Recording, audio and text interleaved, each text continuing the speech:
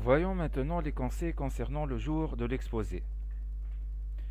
Donc la question fréquente qui se pose, c'est comment vaincre le trac?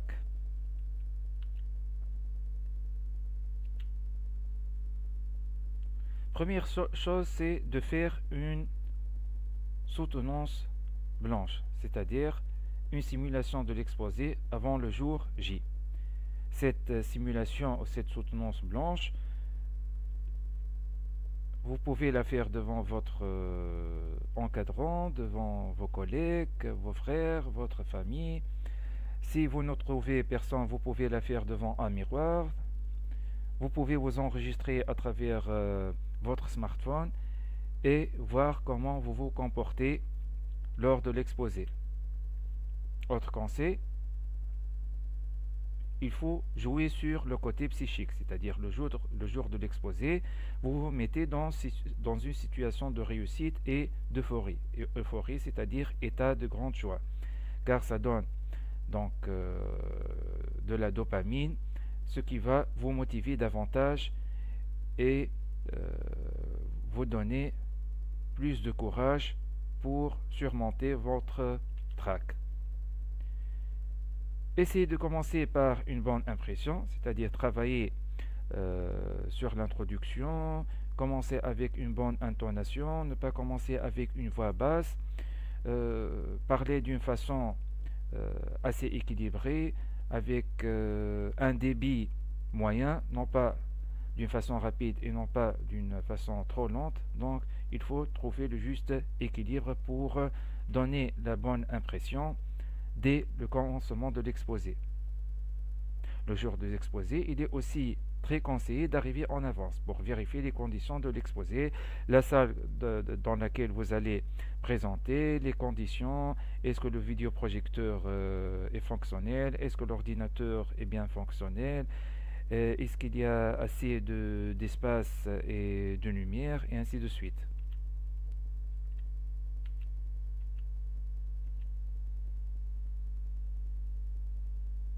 Le discours doit épauler le texte.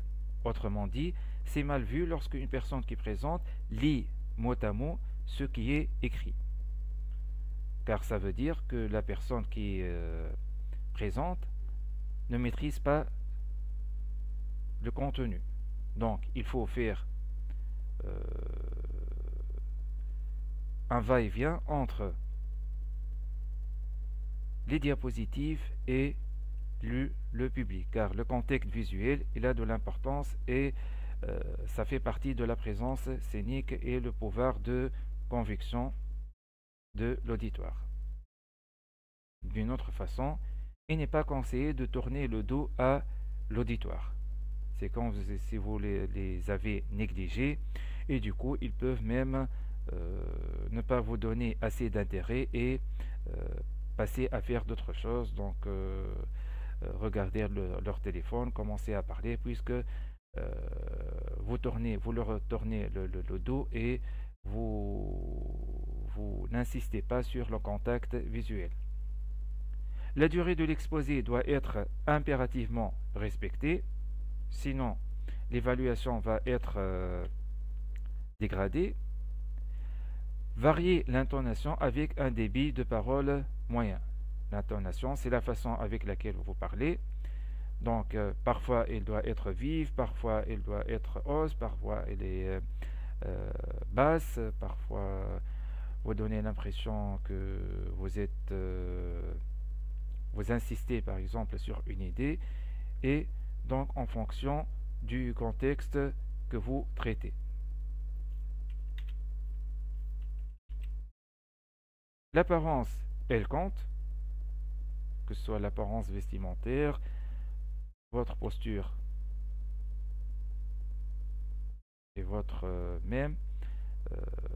façon de gesticuler, c'est-à-dire le langage non verbal. Il faut éviter de faire des gestes qui peuvent être mal interprétés par l'auditoire.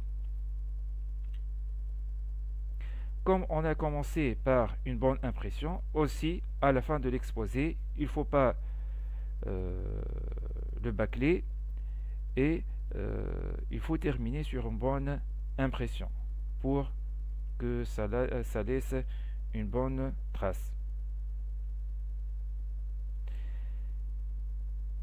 Anticiper des éventuelles questions. Donc, bien sûr, à la fin de l'exposé, on va vous poser des questions.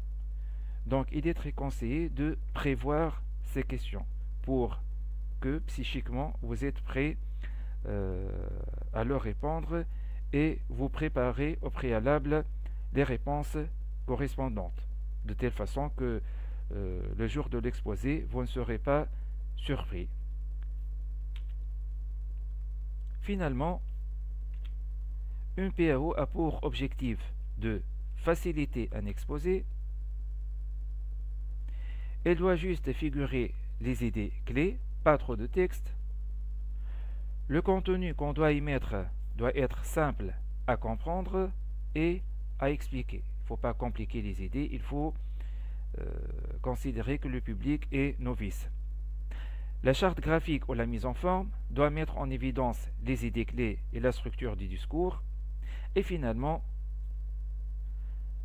l'idée clé, c'est qu'un exposé est réussi s'il est bien préparé.